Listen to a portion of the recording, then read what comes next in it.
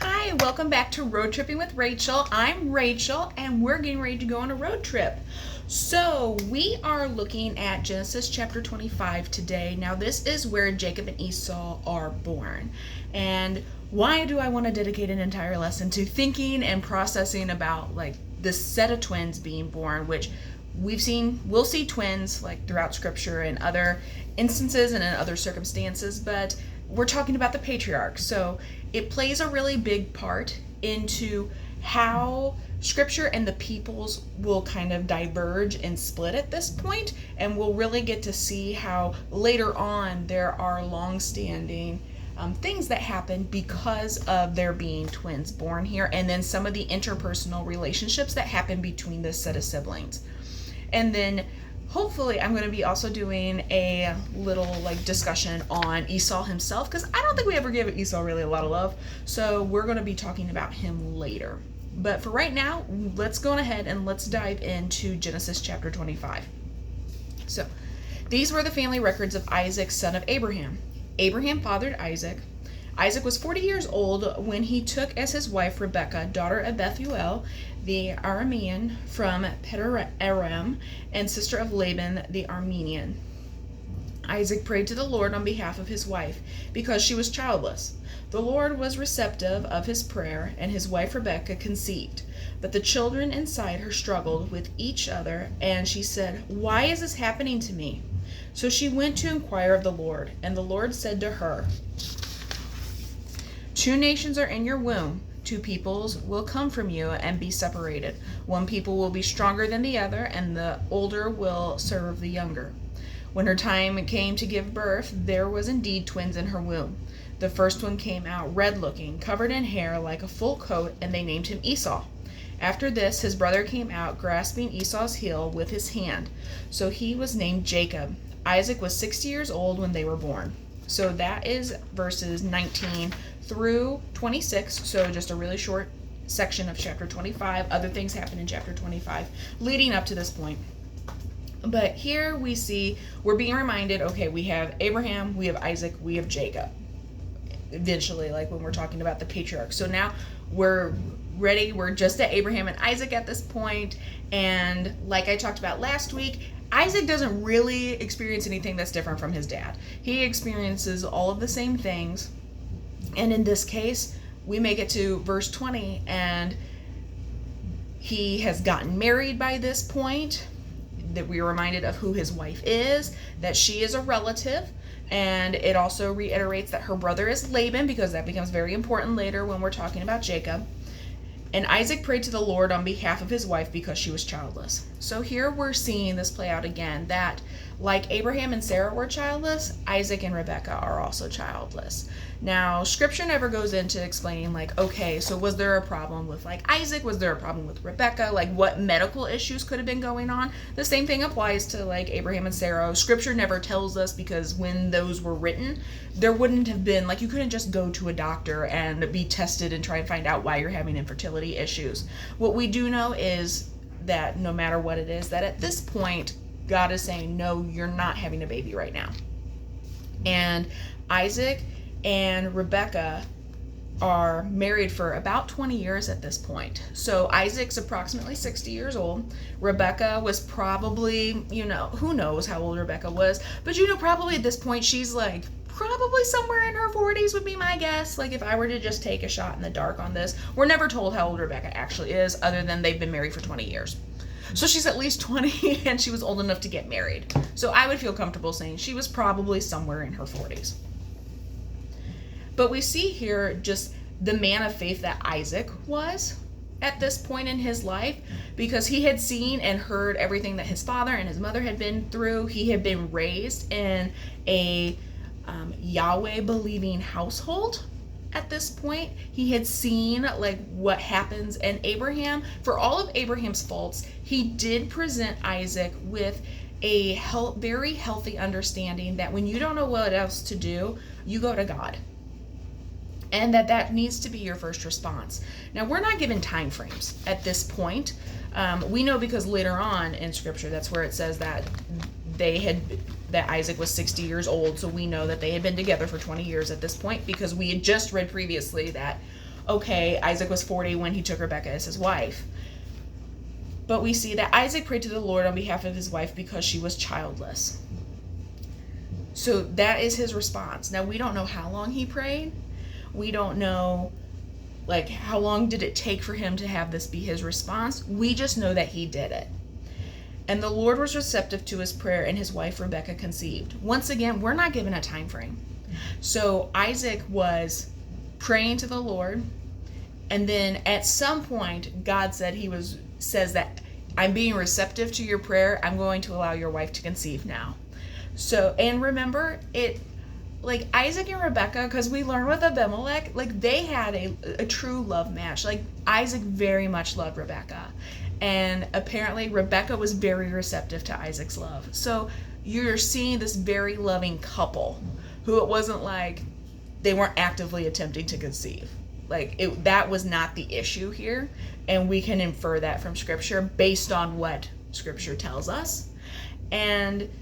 But we see here that Isaac was praying for his wife because she wasn't getting pregnant, and that the Lord was listening. And even though we're not giving a time frame, it doesn't say like, oh, he prayed for this set amount of time, or that he said like a prayer.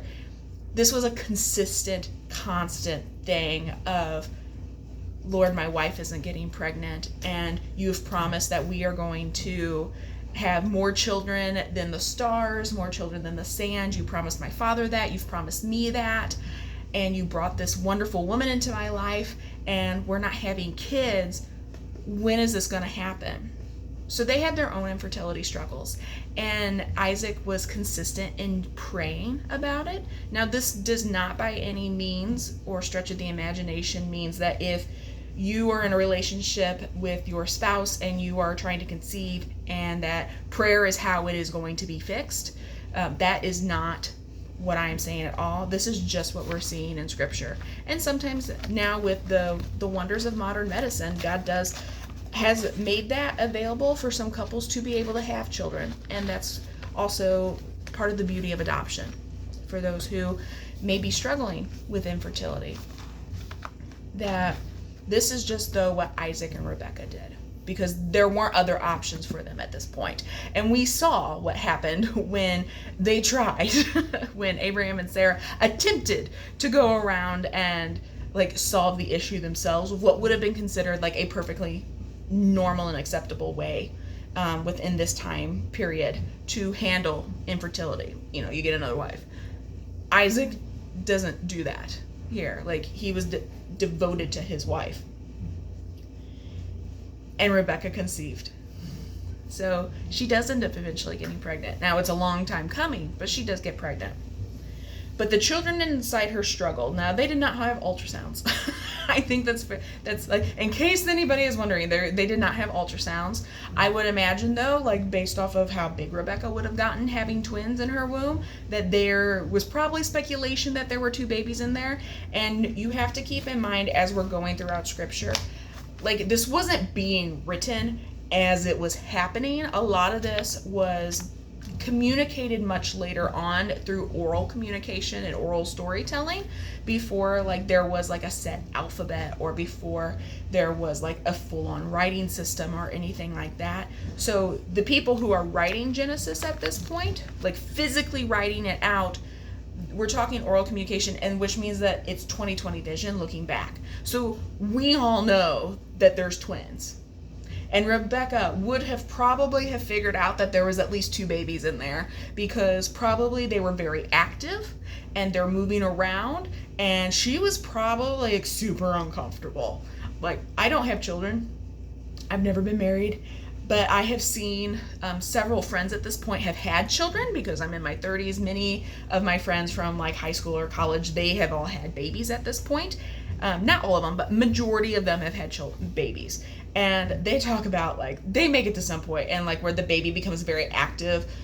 For some of my friends, it's been like really in the third trimester, like as they're getting closer to the end, like how active their baby is and how uncomfortable they are, and that they're moving and kicking and like hitting their rib cage and being on their, like, I can't imagine like one, let alone having two, and like two very active babies. So she was probably like extremely, extremely uncomfortable at this point.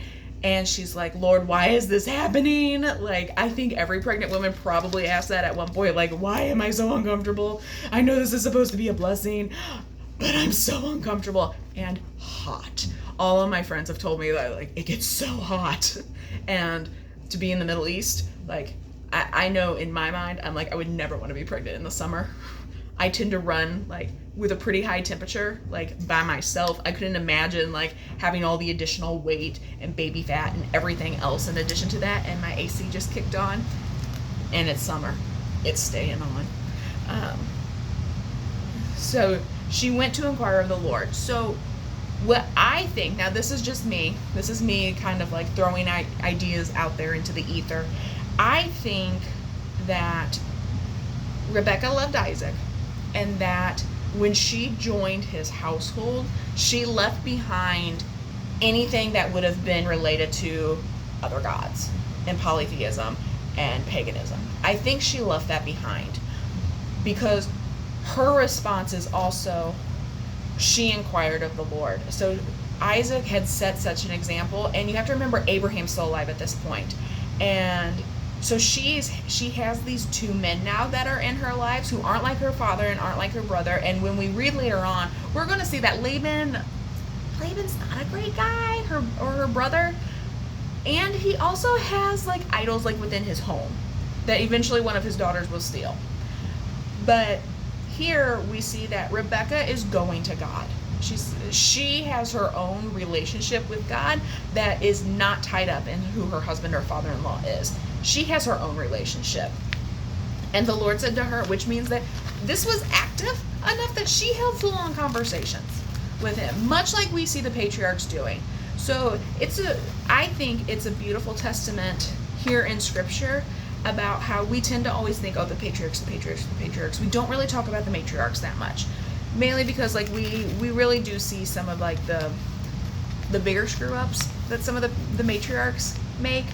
But here we're seeing a great example of who Rebekah is, that she's like, I'm going to God, like, I'm uncomfortable, you know, it's her one and only pregnancy, so she's like, I don't know what this means. They seem like they're really active. I don't understand really what's happening. I think there's two of them.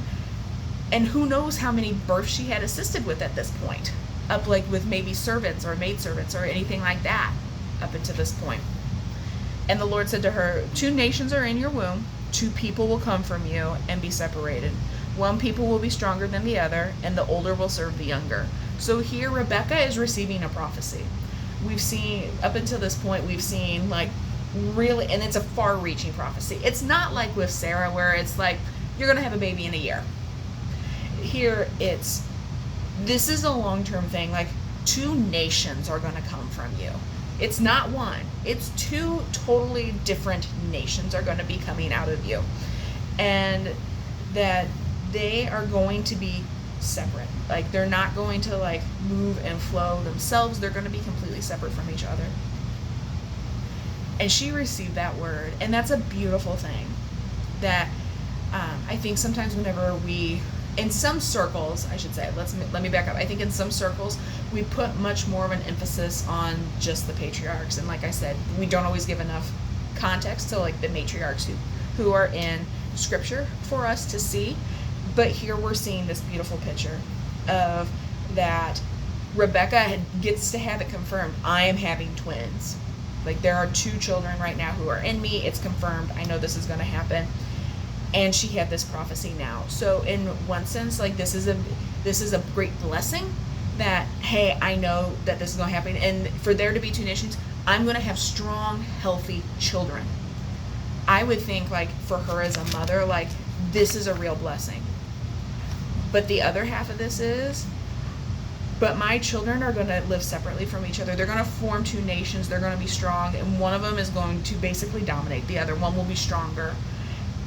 And the older is going to serve the younger. So it's like a total flip, a complete flip of what was considered culturally acceptable at this time.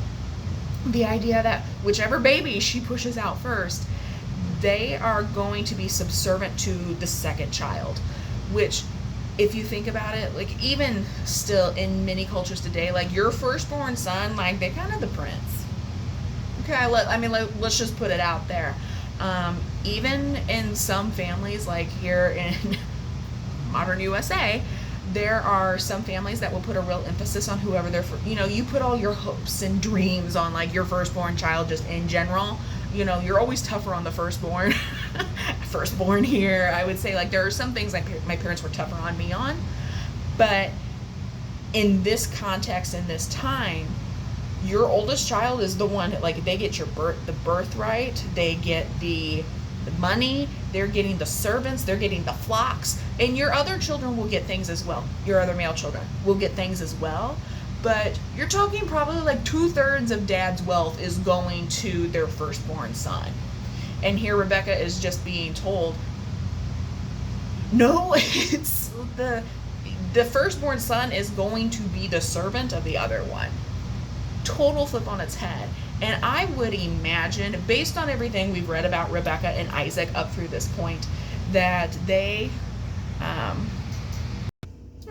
had to step away for a quick minute, but now we see that there were indeed twins in her room. God didn't lead her wrong. Imagine that. And then we see the first one. So we're looking at baby number 1, baby A, or I guess we could say baby E, if we want to, since we know what their names are going to be. The first one came out red looking, covered in hair, like a full coat, and they named him Esau. So she has her first baby. Apparently, she also had a whole lot of heartburn. I hear that's a thing with babies, like with pregnant women.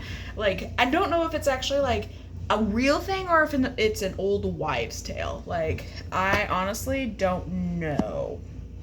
Like, legitimately don't know.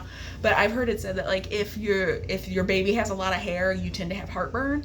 And if Esau came out like that hairy, now do I think he actually came out like completely covered in red hair, like a full coat? I kind of think like he was just hairy. Like he had the full head of hair. You could probably see where like he had like red hair like on his arms. Like it was probably like really dark red would be my guess. Like you could just see that he had hair, that he had body hair and everything.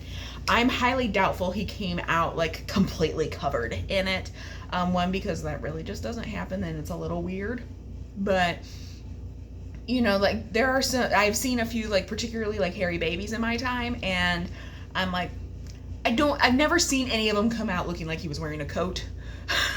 Like even after they've been cleaned up. So if I were to take a guess, like he was just really hairy, and they even named him Esau, which does mean hairy. That's what it means. So so much originality within Genesis. He's super hairy. We shall call him Harry. Thank you for stating the obvious, whoever chose that name. But after this, his brother came out grasping Esau's heel with his hand. So he was named Jacob. Isaac was 60 years old when they were born. So Esau comes out, lots of hair.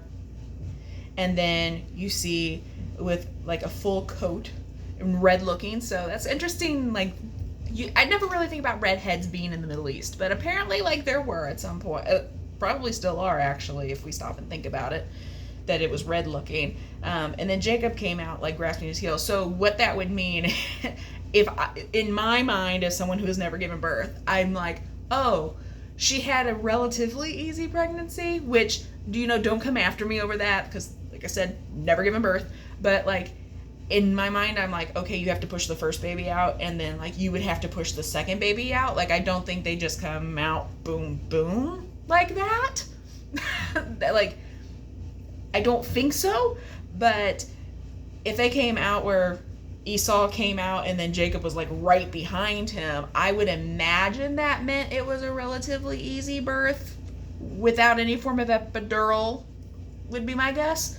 But here he is, he's holding on to Esau's foot, and so he was named Jacob, which in Hebrew, that's like, it means like, if we're talking like what it would physically mean, it means like heel, because like he was a heel grabber. It means to follow, because he's the second born. So, and he's like coming out behind Esau.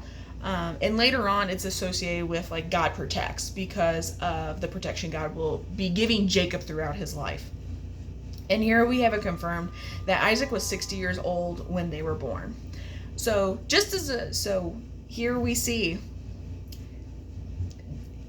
Isaac did not have to wait the same length of time that his father did, but he still had to wait in order to become a father. And Rebekah had to wait to become a mother. And so what their experience with infertility was not as extreme as Abraham and Sarah's, but it was still a very long time to wait, and they would have, like, we would call them like geriatric parents. I would imagine that Rebekah would have been considered a geriatric mother, just because of her age. But they were happy and excited, and God blessed them doubly. So it wasn't like a single birth with Isaac. It was two. They had two sons, two healthy sons, and they had the comfort of knowing, because I would imagine with the relationship that we see in Scripture with Rebekah and Isaac, that Rebekah told Isaac what God had said. Now we're going to see later on that Isaac is still human, and therefore he's still sinful. Same with Rebekah. They're both still human. They're both still sinful. But that they were able to come together and have these children and to rejoice in it and to have the blessing of we have two healthy children, two sons. Like, it brings honor to Rebekah. It brings honor to Isaac, and there is great joy and rejoicing at this happening.